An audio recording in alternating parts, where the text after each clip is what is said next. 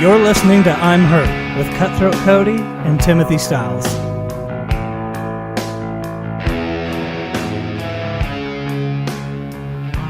I don't know why it's funny to hear my own voice. It's a good way to start the day, isn't it? Yeah, I suppose so. Hey everyone, welcome to I'm Hurt. I am your curator, Timothy Styles. With me is the person of interest, Cutthroat Cody. That's me.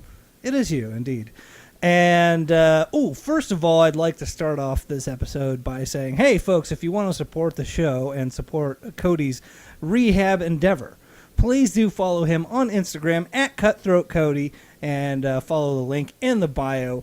And it'll take you to eBay where there's a number of things that you can bid on, and all that money, of course, is going to go towards his rehab fund. There, I got all the business out of the way. Let's talk shop. Cody, how are you doing in rehab? In rehab, I'm doing okay. I've got like I said last time, I added some weights to the physical therapy routine, and there's days where it's good, and then there's days where it's aggravated. Mm-hmm. I've got an aggravated day today. So I'm going to be taking it easy. Okay. So, like, what I want to know is, like, what is the rehab entail? It starts with stretching. Okay. There's some neck stretches, and then there's some arm and neck stretches. Right. Once again, I'm a stupid pro wrestler, so I don't know the exact terms or names of all of the stretches, but then it leads to some resistance band work, and then now I have 2-pound weights added onto it. Right. And then there's a very, very awkward joint movement exercise that looks extremely goofy. Because if you could describe it, how would you say it goes? I could even try to demonstrate it. Well, I mean, for the audio listener. So for the audio listener, I have to hold on to a ledge, and then I have to put my left foot forward. Okay. And it's almost like bowling with an invisible ball. Okay. But not moving your arm, but moving your body to make your arm move forward. Sure. So it just turns into this weird zombie arm dangle thing. No, I get it. My father tore his hamstring, I guess. No, not his hamstring, his rotator cuff. Okay. And that put an end, as he told me, to his bowling game. And so obviously, you're not a golfer. It makes sense that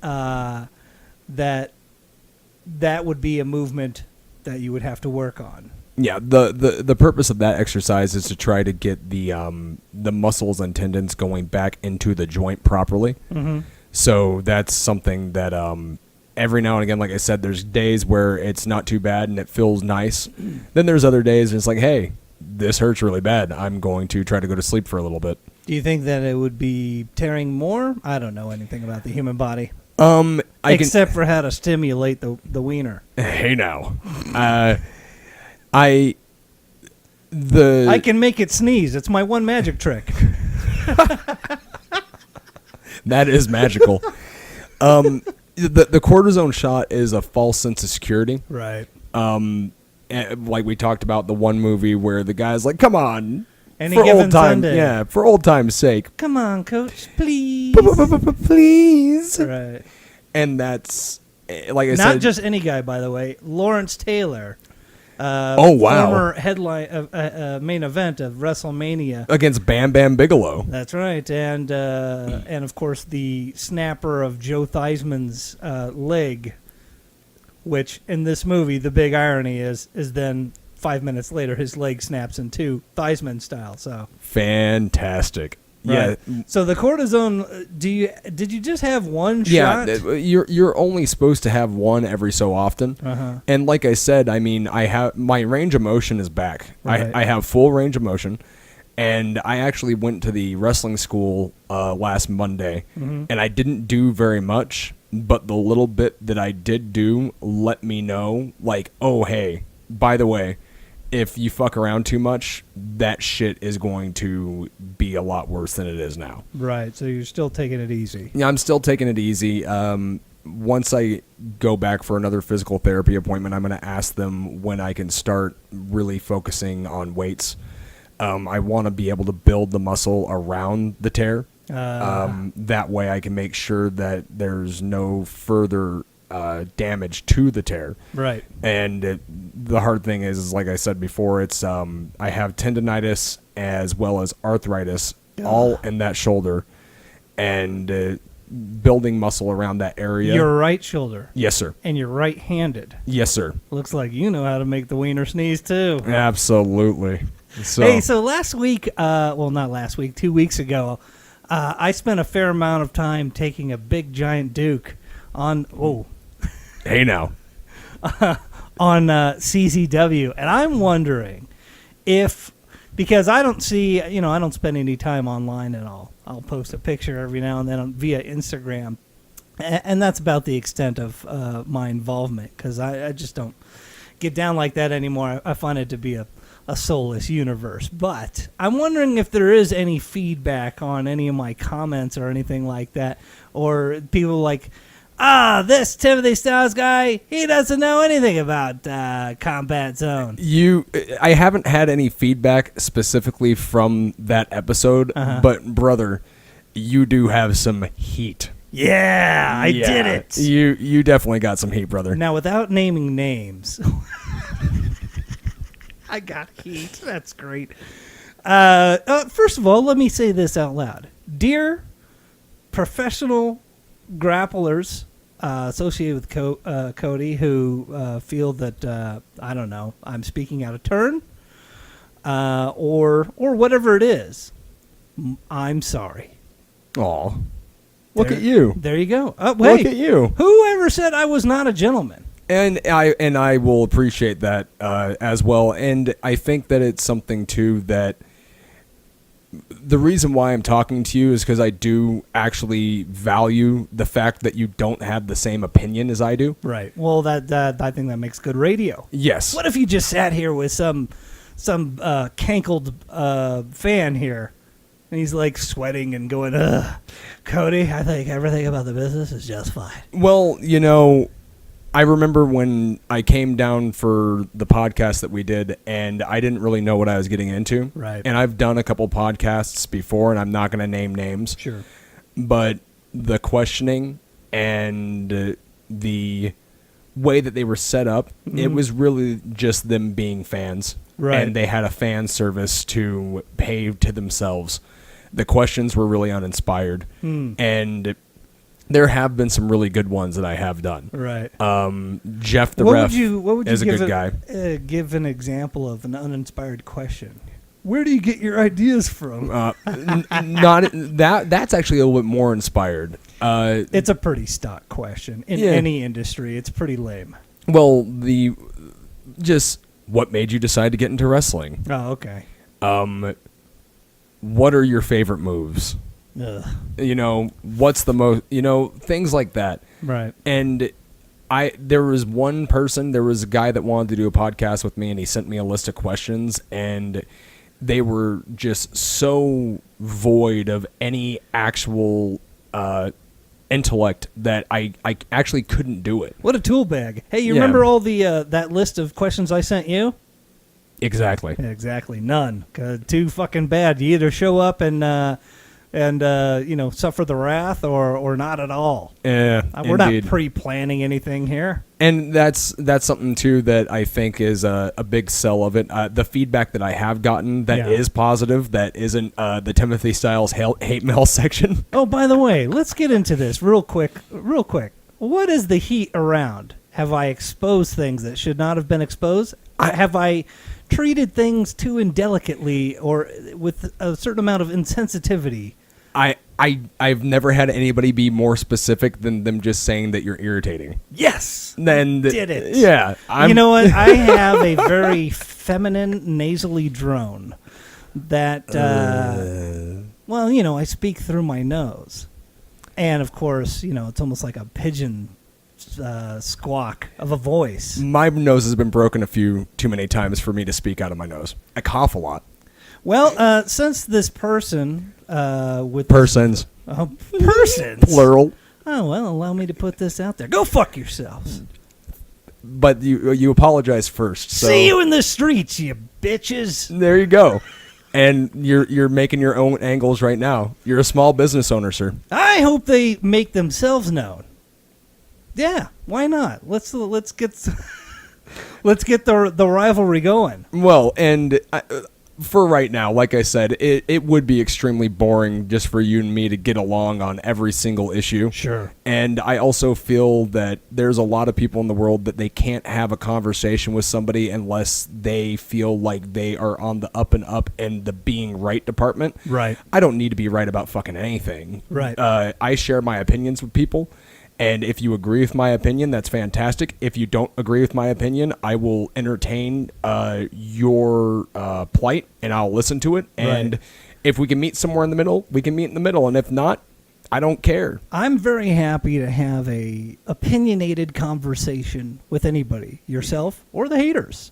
And there is room for both to be right and both to be wrong, because that's the good part of opinions. However, if you are if your intellectual IQ is substandard, I will tune you right out. And that's it. And these, like I said, I'm definitely not going to name names. And I think this would actually be kind of a fun thing to bring back up, because I remember when I was listening to Timothy Styles Must Die, you opened a forum for hate mail. Oh, death threats. Yeah. Yeah. Which was, I mean, it was inspired by... Well, instead of, my old podcast, instead of people calling in and or writing in and saying, hey, I love the show, whatever, just send me a bunch of, tell me how awful I am, and, that was the idea. My very first band, and that's what this was inspired by, what I'm about ready to explain to you, because I was a front man who essentially was inspired by Ric Flair and Ravishing Rick Rude and Rowdy Roddy Piper and any number of, what we'll call heels or bad guys or antagonists. That's how I approached every set. It was me versus the audience. And with that comes a certain amount of animosity that I received via email that I saved in a file on my desktop simply entitled Hate Mail. Fucking excellent. Because I've gotten a lot of hate mail, and I don't mind it, because it's like, oh, well, at least, I'm reaching someone, because you just can't, I'm of the opinion that you cannot please everyone. No. And to attempt to is a fool's errand. So you just got to do you and do the best you can do, and that's all you can do. And don't apologize for shit. Some people like gray area. I don't. I want white and black. I agree with that. I carry myself a little bit differently. Sure. I'm the type of person where if you walked past me and you stepped on my foot, I would apologize. That's, once again, the I'm too nice and the whole entire pro wrestling cowboy thing. Sure. Well, I have good manners, but I'm just unabashed. And once again, that's why I can have a conversation with you, and it's not just like, oh, yeah, this is great. Yeah, everything's awesome. We'd be like... If you want to get sedated and do an episode and just like have us agree on things, we can take some horse tranquilizers and it'll be absolutely fantastic. Oh, like Keith Moon. You'll be on cloud 9. I'm annoying. Come on. Oh, man. I think that I'm fairly entertaining when I want to be, but the show isn't about me. So there you go. All right. Well, let's move on to some hot topics, because I was actually thinking about posting this episode as I'm fucking angry with Cutthroat Cody. Oh, good. So, what are you angry about? There's a few things that have been going on the internet. And Ghost World. Yes. So I normally don't bite too hard onto what's happening on the internet. Right. I really don't care that much, but when it hits close to home, then it's one of those things that like, okay, well, let me do some research to see what's going on. Right. So Swade Thompson posted 2 images on Facebook, and one of the images, both images were of tag teams that debuted on NXT. Okay. And there was one tag team called the Metro Brothers, who kind of had a Greg Romero vibe and also had a Deuce and Domino vibe. So that was something I'm like, okay. And then there was a team called the Street Profits. Right. And I looked at the picture, and I wasn't really offended by it, because at that point it's like, okay, well, people are saying that they look similar. Yeah, they look similar. You know, that's a thing, and there is nothing new under the sun. Right. That's something that I firmly agree with. If chances are, if you've had an idea, the idea has been had by somebody else that you will probably never meet. Sure. And the more common it is, the more, the more obvious it's going to be. Yeah. And I've had people blatantly rip my stuff before. Okay. There was actually a Cauliflower Alley, I believe, that was in 2010 or 2011. And that's, for anyone that doesn't know what the Cauliflower Alley convention is, I recommend that you look into it because it's a yearly convention where all the old-time wrestlers get together and eat bologna sandwiches, and they do an award ceremony. Bologna sandwiches? Absolutely. Really? Yes, sir. I would say if you're a professional wrestling fan and you don't know what the Cauliflower Alley Club is, time to do some research, dum-dum. Exactly. And there's some people that don't know about it, and just to let you know, it's there, and if you're a fan of wrestling in any way, shape, or form, especially if you grew up with pro wrestling, right, you would be really interested in checking this out. Yeah, I mean, the annual gala that they have, would you call it a gala? I don't know. Yeah. It happens out here in Las Vegas, so, and, they're some of the biggest talent ever in history are there. Absolutely. If you're a historian like you, right, and like me, there is a lot to be done at the Cauliflower Alley convention. Right. So, I wrestled in the Battle Royal at this convention, and there's people that come from all over America as well as the world, right, to this event. And at the time, people were getting a lot of gear from High Spots. And That's a website, right? High Spots is a wrestling website that mainly focused on... They make rings, don't they? They do make rings now, and their rings are actually really good quality rings. They're actually probably the best rings that I've actually ever... I've wrestled in some High Spots rings, and I've set up High Spots rings. Right. They're probably the best rings that you can use. Well, how many companies make rings specifically for professional wrestling? Allow me to go out on record and say Monster Rings is fucking garbage. Oh, boom. Take that. So that's something that we'll get more into that later. But so I wrestle at this thing. Right. And then not too long after that, a friend of mine sends me a screenshot from highspots.com and their ready to ship merchandise area, or ready to ship wrestling gear area. Right. And somebody had seen me at that show, and they decided that their gear would look, or my gear would look good on them, and they copied the design. Which version of you is this? This was back in the Crash Test Cody days. Okay, so someone... Hey, wait a minute. Actually, now that I think about it, didn't... oh, no. I was thinking that hey, wasn't Owen Hart wearing the caution the stuff, caution tape, yeah. But wasn't that just the fucking parody? Well, no, he did. It wasn't just the with parody. Mizark? Yeah, he had a similar design. Right. And it's funny because when I made the design for the gear, right, I actually didn't even have him in mind. Sure. Well, that's what I'm saying. Right. If we're going to talk about plagiarism, yes, it should be understood, because you and I briefly talked about this before we went on the air, and I said, well, this should be an interesting show because, and I did not tell you this, I have a feeling I'm going to disagree with you a great bit. Of course. But continue. So, and keep in mind, and I will even openly say, and this is the first time that I've openly said this, when I made the Crash Test Cody gear, sure, I sat down and I took 3 people, and I said, okay, well, I'm a really big fan of this person, who was Chris Hero. I was a really big fan of Eric Cannon, and I really enjoyed Dragon Kid's gear.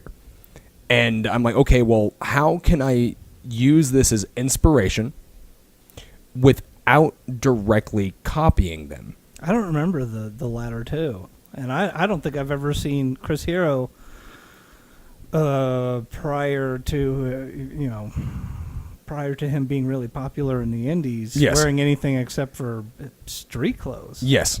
So there was a period in time where he was wearing, when he slimmed down originally, after he was wearing the street clothes, he got himself it was like a singlet top and some baggy pants. Right. And I was a big fat kid. Yeah. So of course I need to have something that compresses my weight. Right. Eric Cannon too.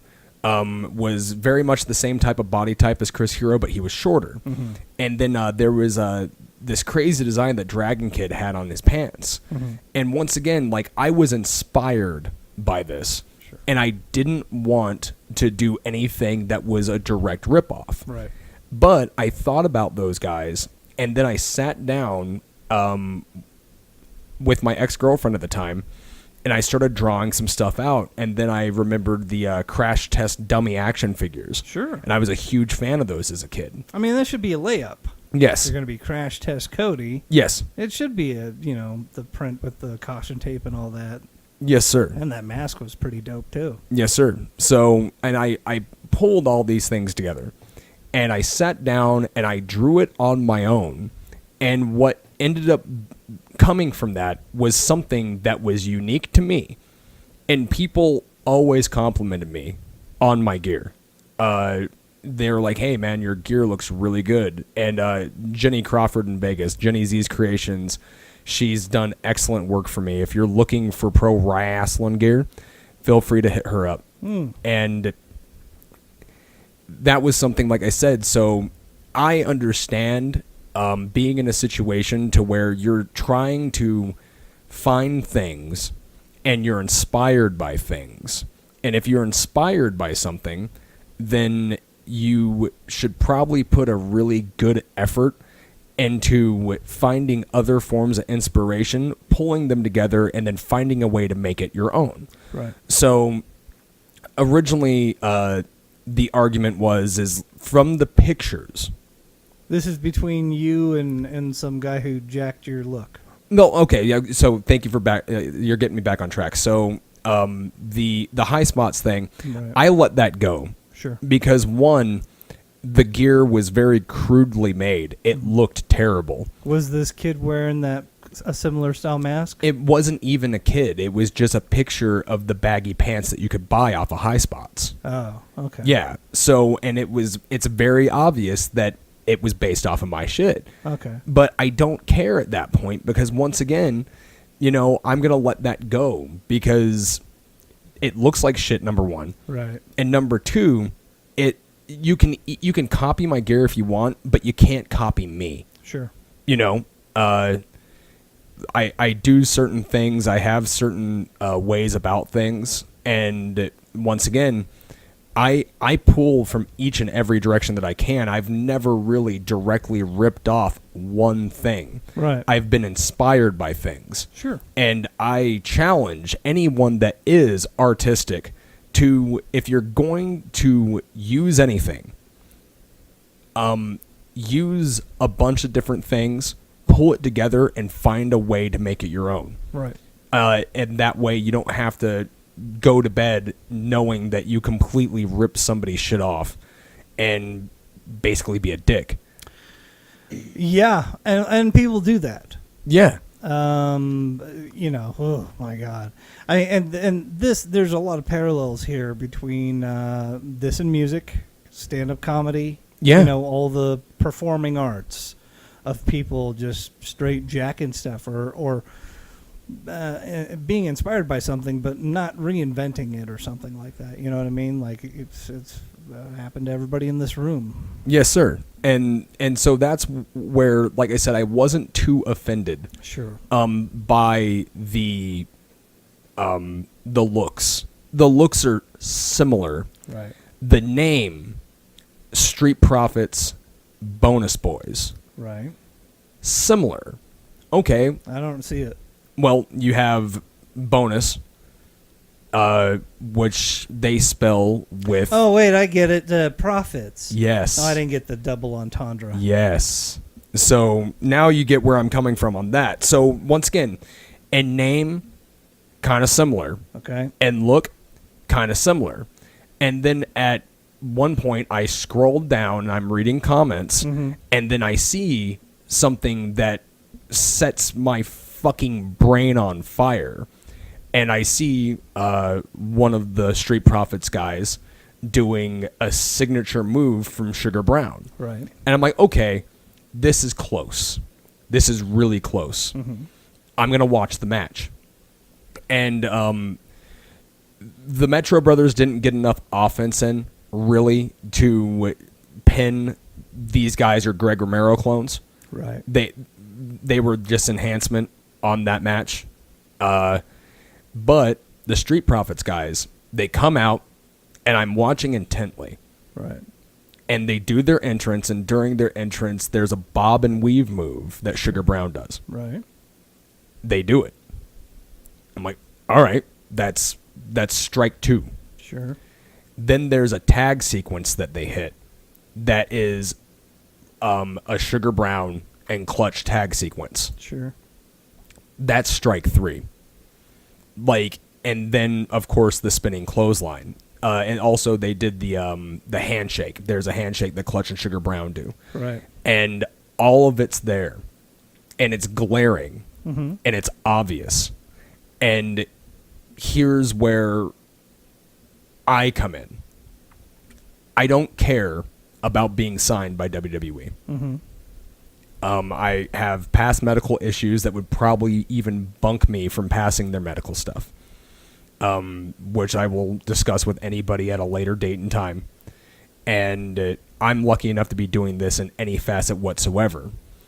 And I'm getting older, and I know that I'm not really what they're looking for, and I'm not bitter about that at all. Right.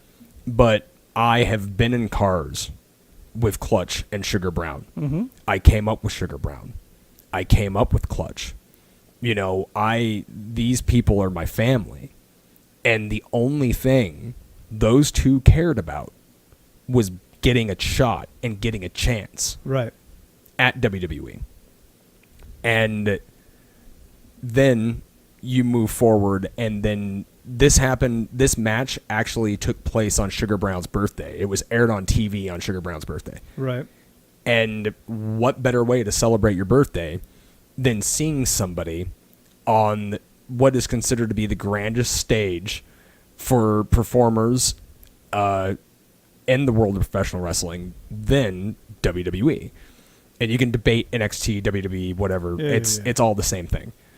And that's why I feel that I have no problem with standing up and calling bullshit.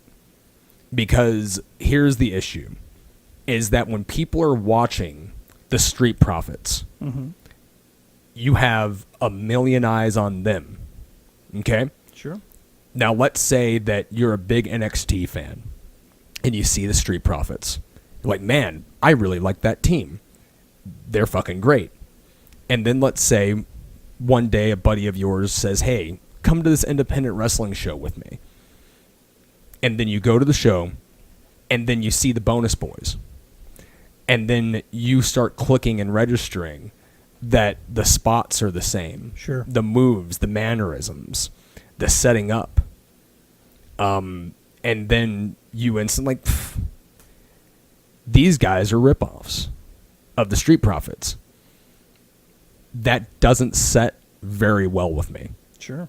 And that's why I am taking a stance of defending them by sending out tweets to Triple H, Right. sending out tweets to that tag team, and then also sending out tweets to any fan page or anything of that nature. Because if it doesn't get stopped now, Mm-hmm. if nobody stands up and says anything, their gimmick is burnt. The Bonus Boys are going to have to reinvent themselves. Sure. And they're going to have to come up with some new things. And I don't think that that's very fair in a world where that's what everybody wants. Everyone's end goal is to be in WWE. And this is something that I talked with my girlfriend Elaine about. And she's had to deal with that her entire career as being a fucking performer. Right. Because she's not tall, she's not blonde, and she doesn't have big tits. And what she did to protect herself is she learned every single thing that she ever could, and she's had to reinvent herself time and time again. In wrestling, we are one-trick ponies. That's what we got. Don't you feel that's part of the problem? I do feel that that's part of the problem. Yeah, but I mean, it's one of my pet peeves that, oh man. Well, I'll put it to you this way. Would you say that The Rock is one of the greatest, I don't know. No. I wouldn't. I was going to say Mike Men. No. Really? No. You don't think that he was interesting on a microphone? No. All right. Well, a lot of people would disagree with you. Yes. I'm not going to say whether it's me or not. Yeah. But I felt that his younger years was figuring a lot of stuff out, throwing stuff at a wall and seeing what stuck. And then the latter years were greatest hits. Yeah, greatest hits. It's Yeah. like the fucking Eagles concert. Boo to that. Yes. I can't stand that shit. Yes. A lot of people are like that. This works, so I go out and I do this stuff that works. There's something to be said about creativity is the point. And there is. And I will say this, too, is that Clutch and Sugar Brown, they evolved themselves into that gimmick. I'm not dragging them down in my little argument here. I'm just, as a matter of fact, that I wish people wouldn't rely on the things that they know that worked so much forevermore in perpetuity. Of course. And I'd like to see them keep creating. Right. And Clutch and Sugar Brown are extremely creative with their spots. Right. Extremely creative with their spots. Like, they're really good at what they do. And that's why, whether anybody agrees with it or not, I've had people that have tried to stand up and argue with me. Sure. There was a guy on Twitter that used to wrestle for FSW, and he is like, well, honestly, Deuce and Domino are probably a little bit more upset along with Crime Time. Right. And it's like, okay, well, you can say that, but you don't have an emotional investment in my fucking company. Sure. Like, once again, I'm a fucking company, man.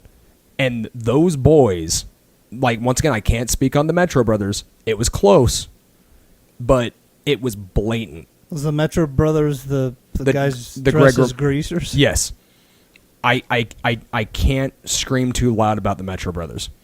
I mean, well, okay. All right, so allow me to play devil's advocate for if only a moment. Of course. So here's what I'd like to know. Are either of the street profits from Las Vegas? No. Do you know where they are from? I don't know where they are from, but I can tell you where I think that they got the stuff. Mm-hmm.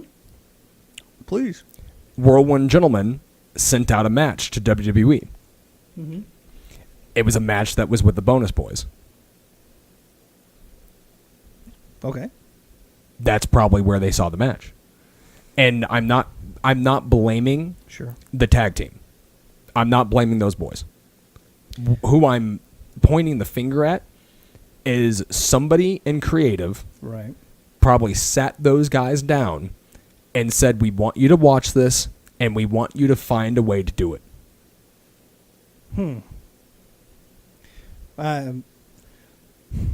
I've not seen their creative department work in such a matter where that seems like how it goes about. Not disproving anything. You know, I'm not arguing against anything. I'm simply saying that it seems that the people in the performance center are, you know, short of they get a chance to pass their names along and what their gear's going to be and try to create themselves, and then their legal team puts together whether things are possible or not. A lot of the times, though, you're given something. Sure. And it's like, this is what we want you to watch. This is what we want you to do.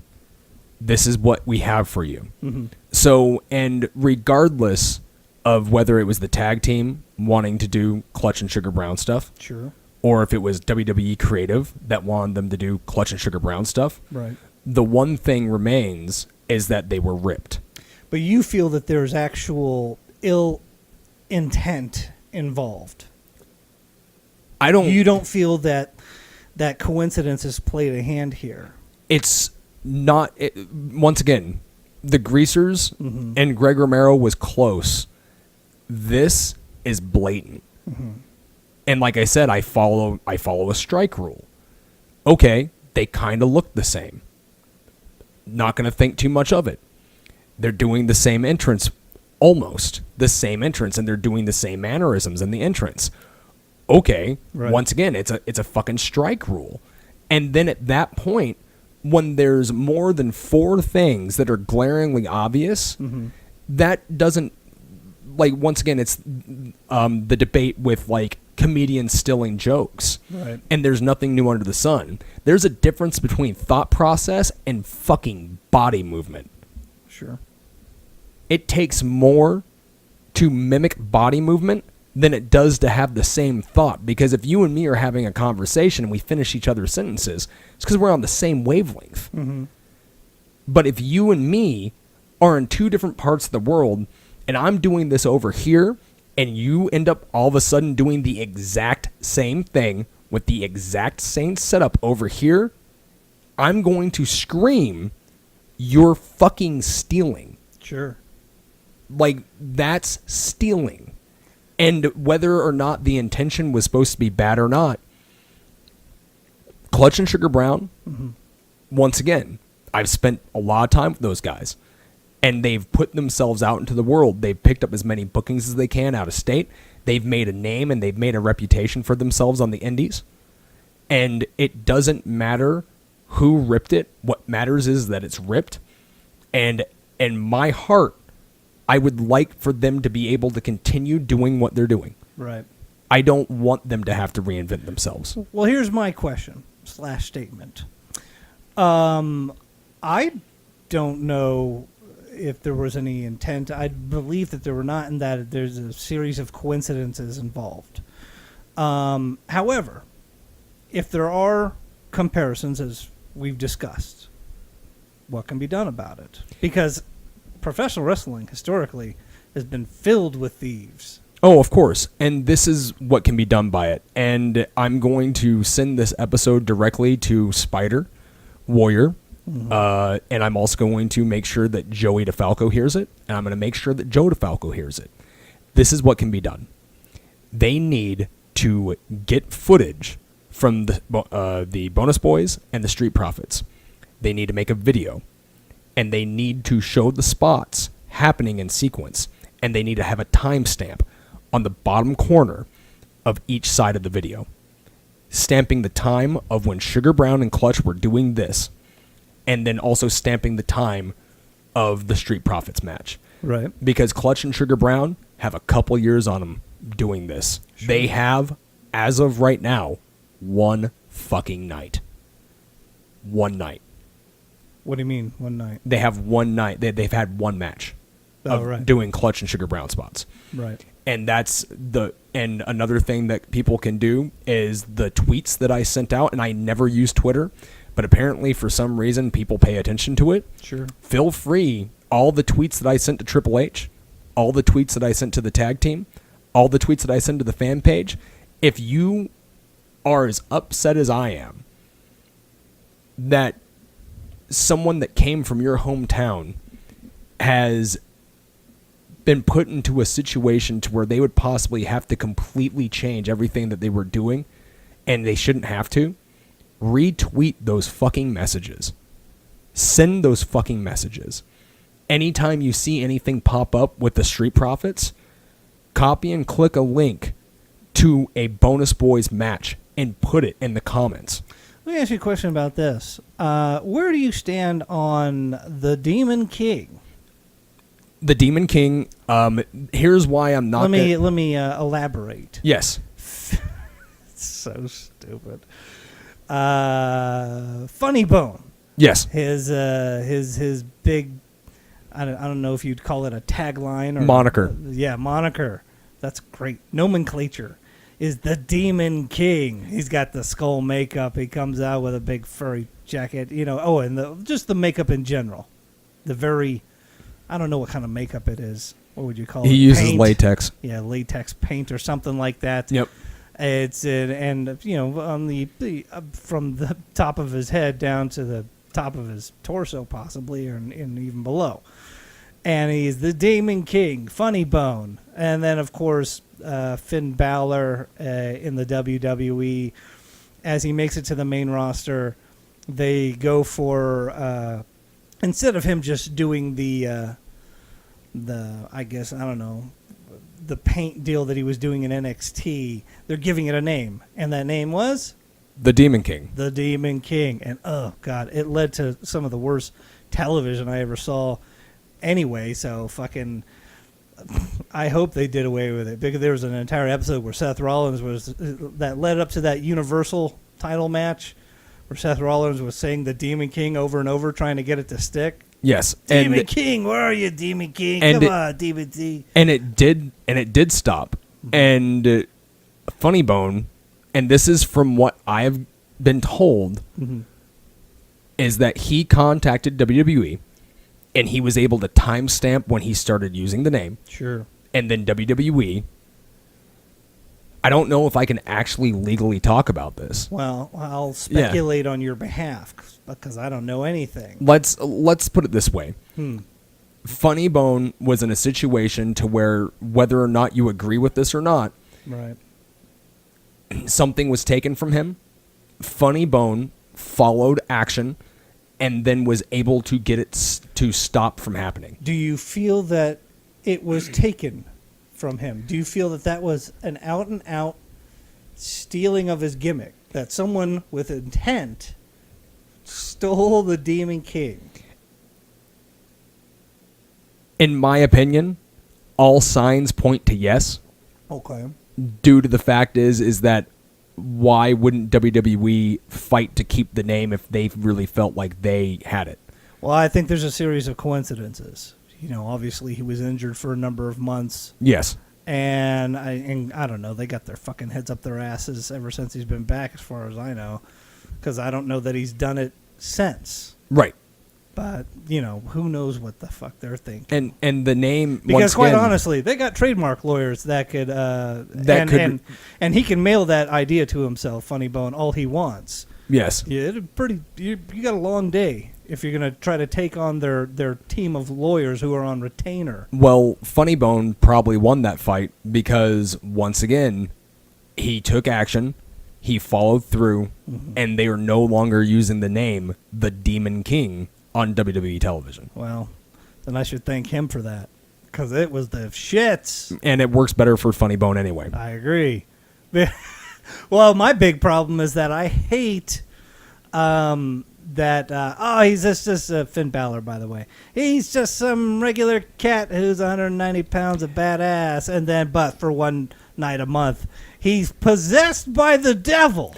Can we go a little bit longer than normal today? Please. Because there's still some other stuff to talk about. All right. So I'm going to close with this.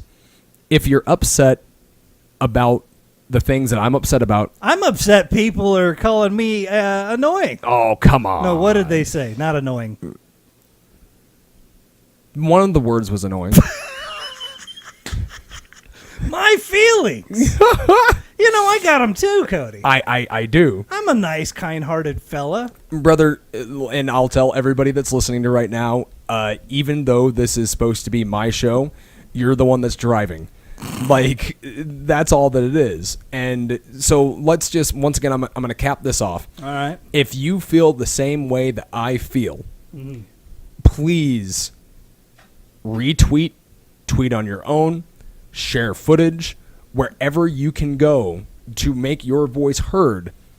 Maybe, just maybe, if enough people say enough things, this team will be forced to repackage themselves as something unique instead of taking something from somebody else. The minute you really got passionate about it, I immediately stopped fighting, if you notice. I let you just go on a tear there because I don't want to get under your skin. And, of course. In my role as the devil's advocate. But, I mean, there just seem to be some things that, you know, Sugar Brown and Clutch, the boxer and the football cat.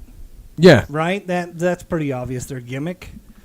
Whereas these other guys, they just seem to be black and yellow. I mean, and then, of course, those Clutch and Sugar Brown are wearing black and gold. I mean, it's naturally colors that pop together. So correct. It's simply coincidence in that thing.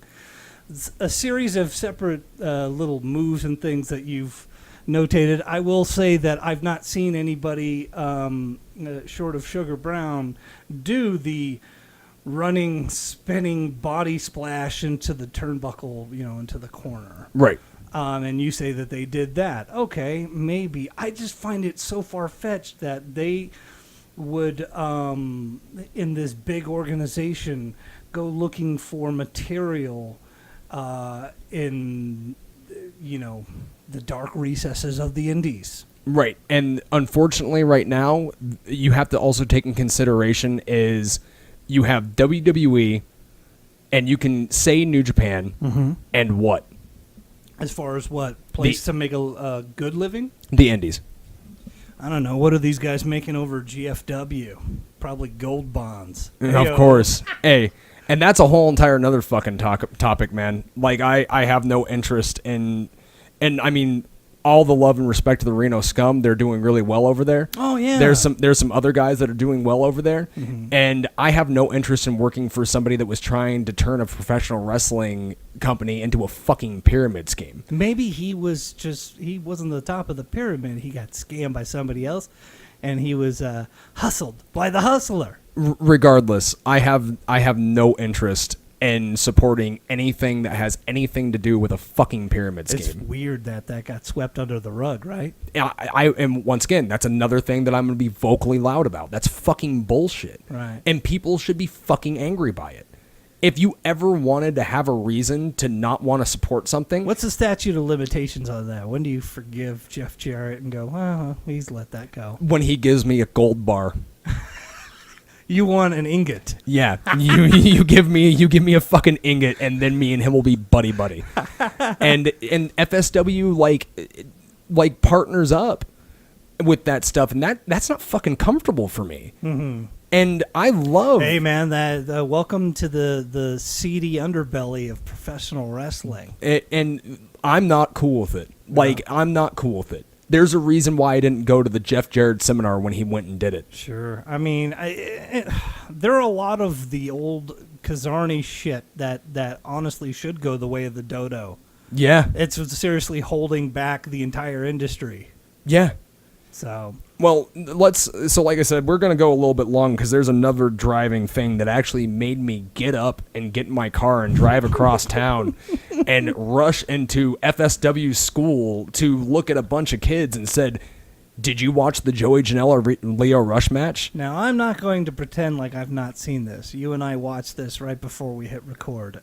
You made me watch it. Yes, I did. And much like... Clockwork Orange, where we sit you down and we pry your eyes open. Toothpicks, yeah, but, much like Faces of Death, there's some things I just can't unsee. I'm forever ruined.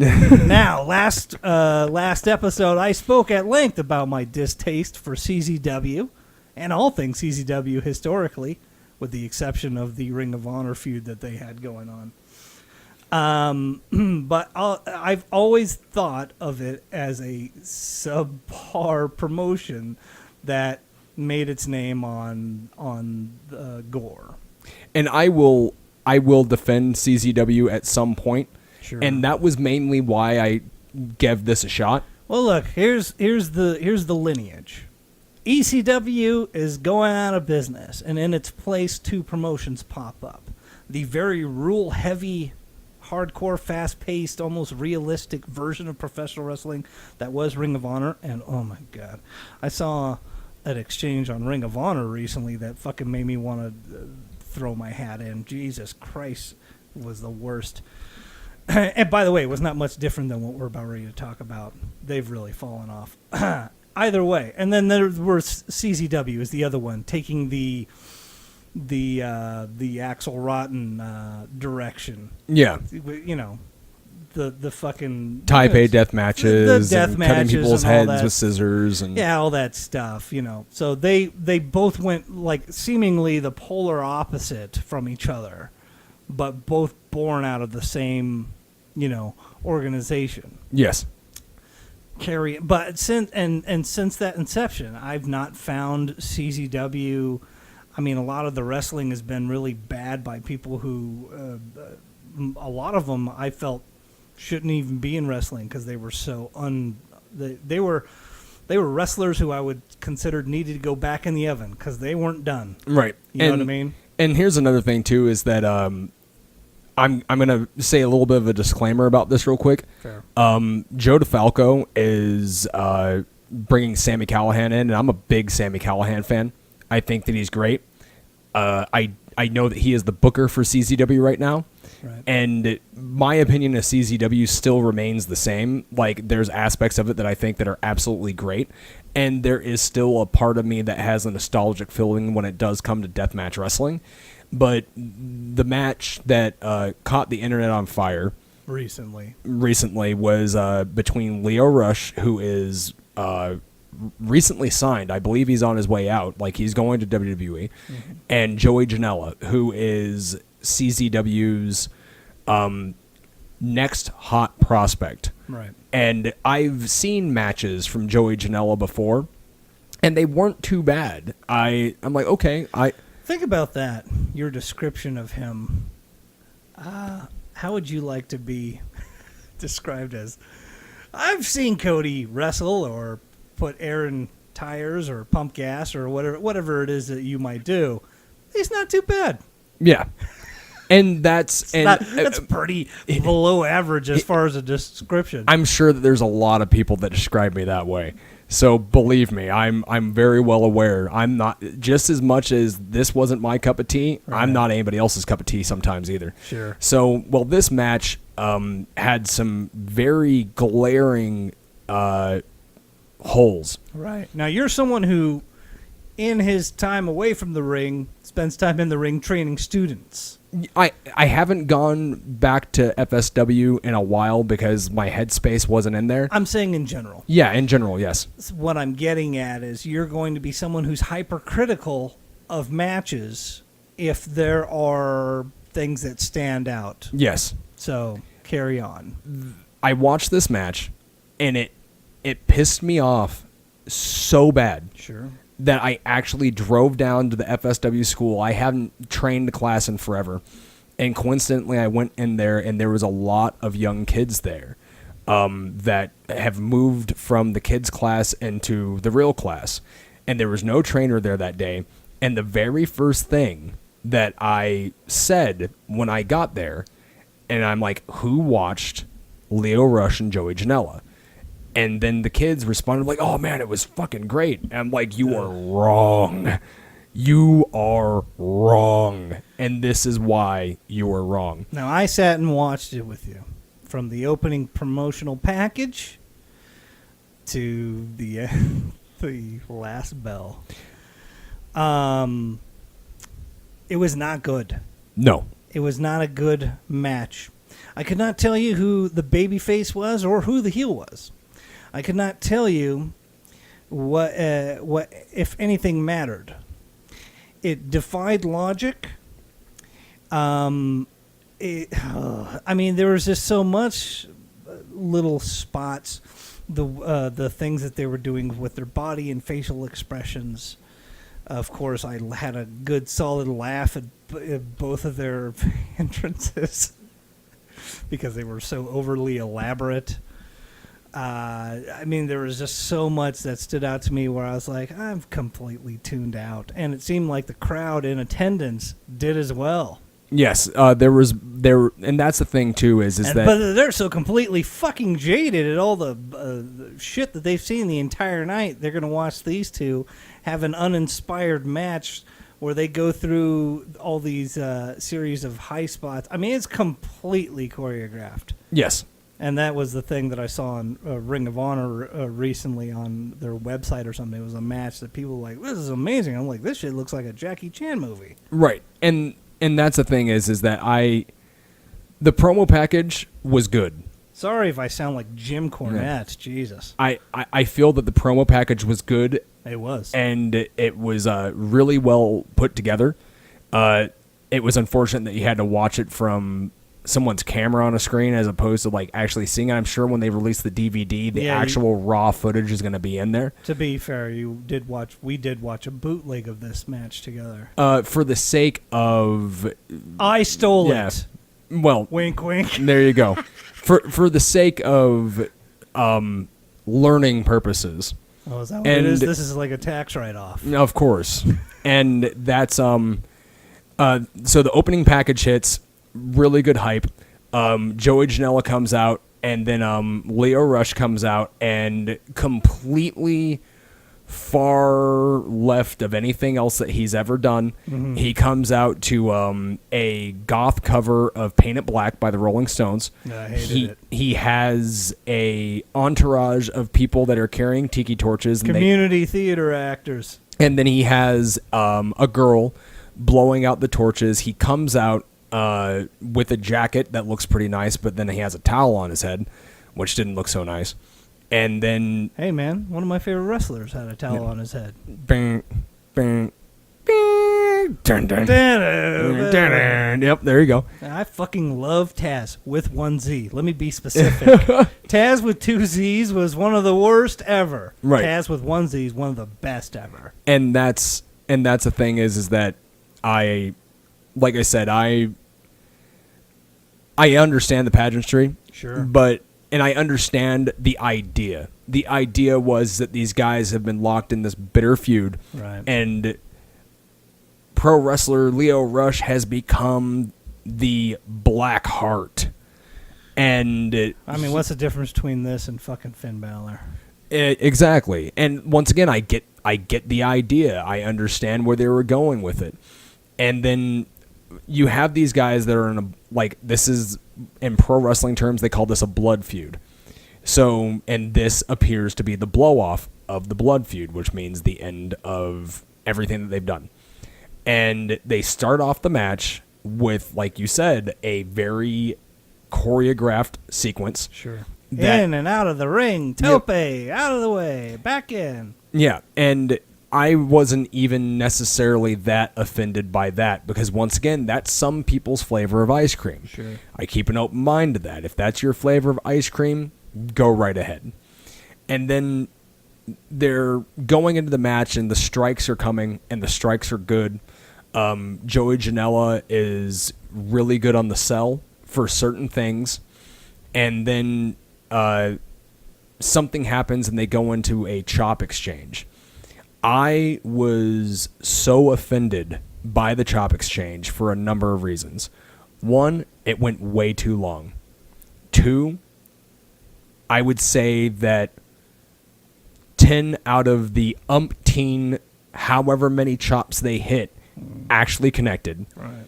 And three, they stopped only to restart. And at this point... Can I add 4? Yes. That spot's fucking overdone anyway. That and the forearm exchange. Right. So you have this, and the crowd, which started off behind this match, is gone until you start throwing your body through shit. Right. And then they're right back in it. And the match progresses, and there is a monkey flip spot. Mm-hmm. Where Joey Janela gets beaten into a chair, and then Leo Rush does Joey Janela's tagline, and he goes to give him this monkey flip in the chair, right, and lands directly on his tailbone, and it looks... Yeah, he just sits down. Yeah, it looked like it hurt. It bent the chair, he landed directly on his fucking tailbone and his nutsack, and then he pops up and then flips off Leo Rush. Actually, he sits there for a moment and lets the audience know, didn't hurt. Gives them the Hogan finger wag. Didn't get me. Pops up and then carries on. Right. And by the way, you're not exactly Animal and Hawk. What are you no-selling for? And it was not the first case that he was no-selling into this match, and we're only 5 minutes in. Well, it was in the pre-package. But in the beginning of the match, he was selling. Sure. He's selling things that aren't even as big as that. Sure. You know, he took a forearm and point of impact, held his mouth. They were doing so well up until it. I think that after the chop battle, it was day fucking over. And then, so moving forward, and I'm going to explain a little bit about no selling in a bit. Because a lot of people got the wrong fucking idea. Sure. Maybe me too. Yeah. So then you move on to Another exchange between Lio Rush where it's this strike combination that's too fast. None of the strikes actually do any damage whatsoever, and it's very visible. And then he takes a very unique buckle, throws himself out of the ring. That was nice. And then they start, moving furniture with the help of stagehands. Don't get me started. And the thing that you said that I thought was fucking hilarious, are they dressed in all black because it's like a theater setup? When they're changing stage hands for a theater production, they wear all black, so it's like, hey, I'm not even here. Yeah, I'm just empty space. Right, and then that's another thing. They're helping them set up tables and ladders and shit. Another line that you said was colder than a penguin's cock. Yep. That was another favorite line that I had. The crowd is colder than a penguin's ass. Yep. And a polar bear's dick. And like I said, this one is going long, but this is really important to talk about because, once again, there are people that are listening to this show that are wrestlers, and they're also fans, and they're also students. Sure. And this is extremely fucking important to me. And so they move forward, and then they do this table spot, and the crowd pops because it's a table spot. And then eventually Joey Janela, they do some more stuff. And then it turns into like another strike exchange. Joey Janela calls for a ladder for no reason other than the fact is that he's known for jumping off fucking ladders. And then single file line, like all the people that came out with the tiki torches, like Lio rushes on the ground. Joey Janela goes to the top. Tiki torch guys come in. They all get in line and they start falling down, and then they all go right back to where they were so they can catch the dive, and then they go back into some more stuff. Lio Rush ends up hitting a frog splash, and that's not the finish, and it keeps on going on, and then it goes into, this is the spot that pissed a lot of people off, was the no-sell from the slash powerbomb pile driver off the ladder into the table.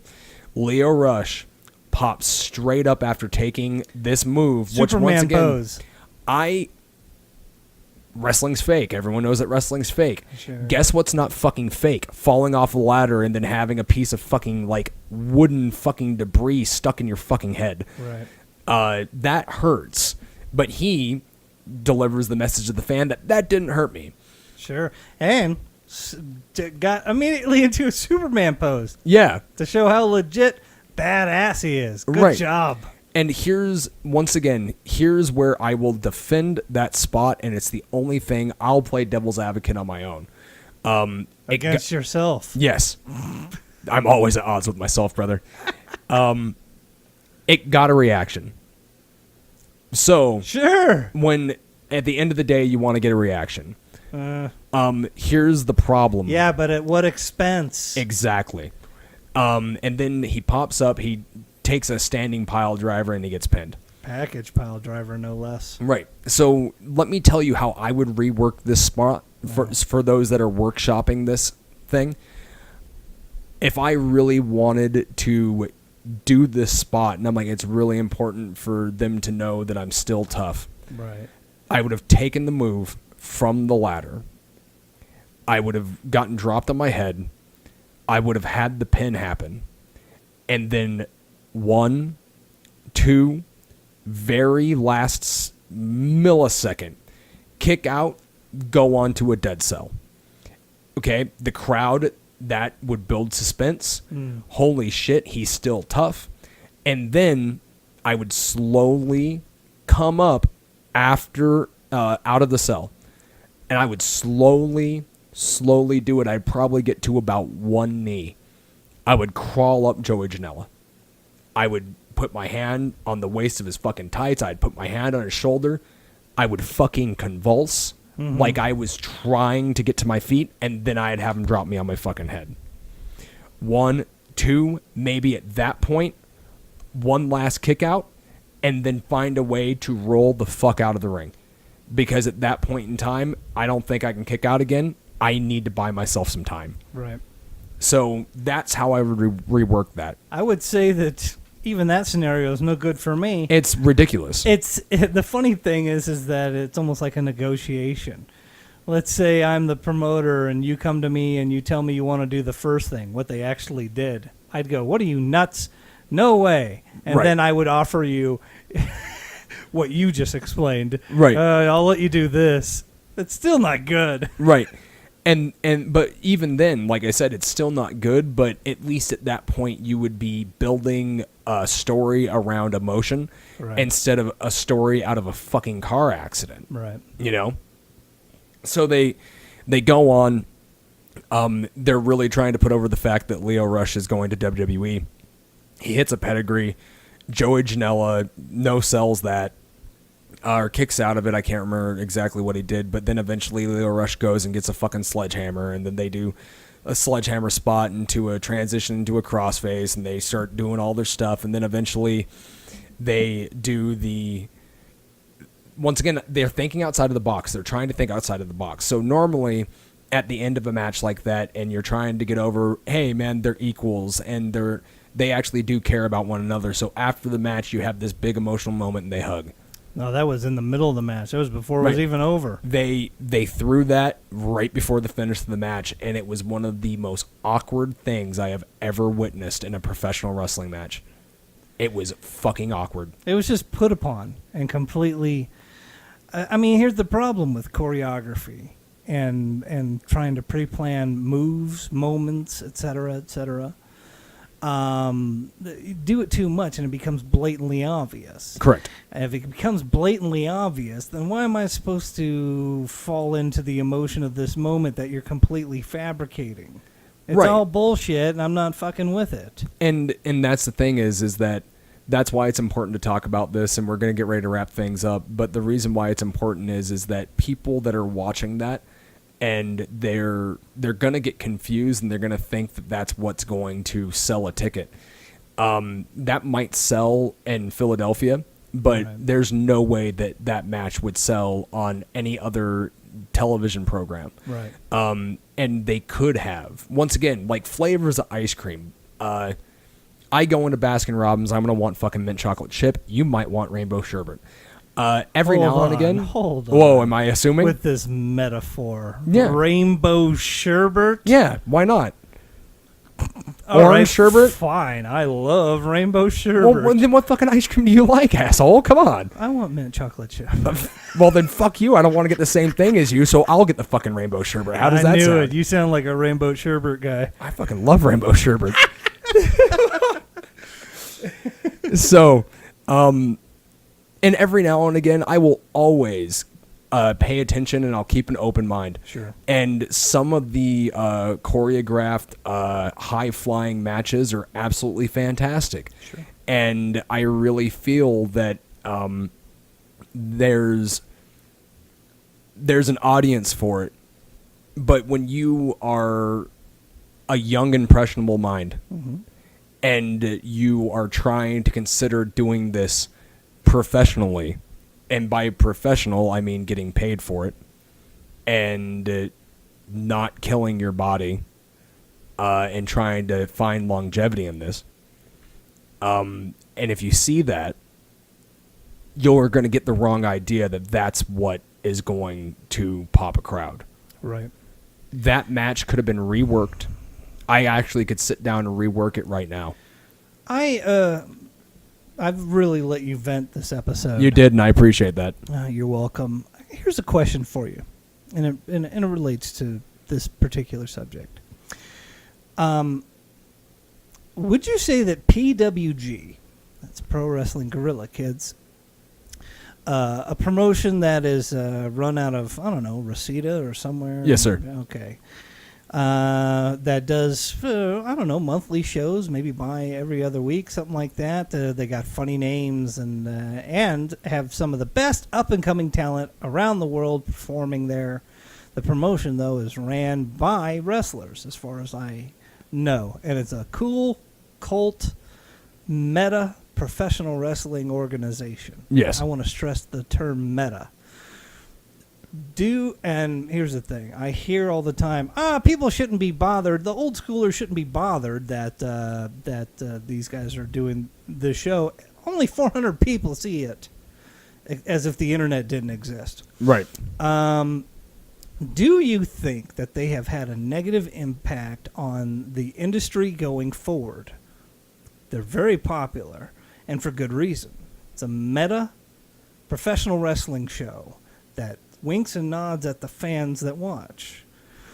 They put on elaborate, very choreographed. I'm fine with it. I watch it and I see fun, and it looks like a fun time, and I wish I could be there.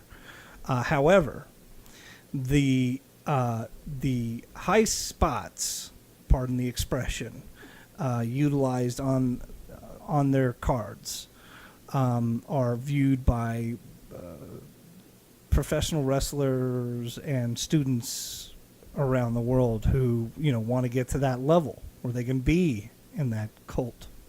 But I'm making it sound bad, but that's not what I mean. Would you say that they've had a negative impact on the industry collectively going forward? I'd have to probably digest it for a really long time because I haven't really sat down and watched very much Pro Wrestling Guerrilla for a while. My answer is going to be no as of right now. Sure. Because once again, like you said, it's for the boys, by the boys, and the fans that are in attendance. They are catering to a very large demographic of smart, quotation fingers used, wrestling fans. And they have found a niche.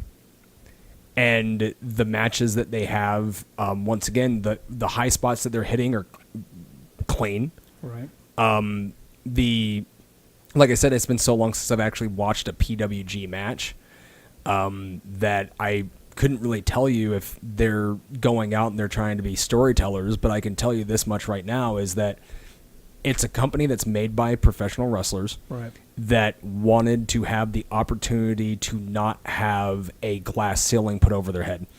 And that's the reason why you'll see matches like they put on is because a promoter isn't telling them, hey, you got 5 minutes curtain to curtain, which means that you get a minute for each entrance and then you have 3 minutes in ring. Right. Which on paper sounds great. On paper it does sound great, and I can tell you this much now. And it's short-term gain, but is it long-term damage? I think that you can probably talk to Will Ospreay if you can ever get a hold of him, and that guy's pretty open. He's probably booked up for a little bit. Right.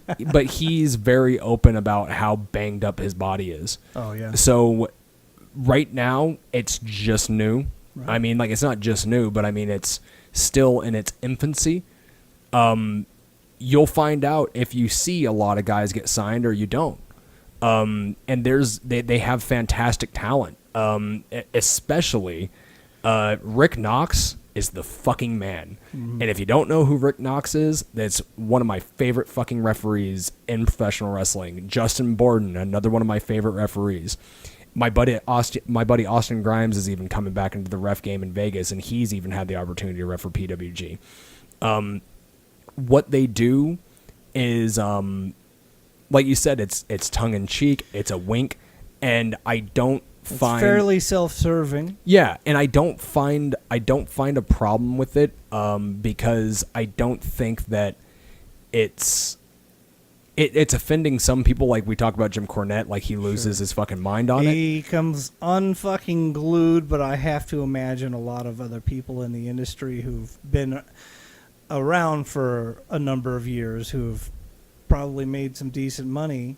They don't have anything nice to say about it either.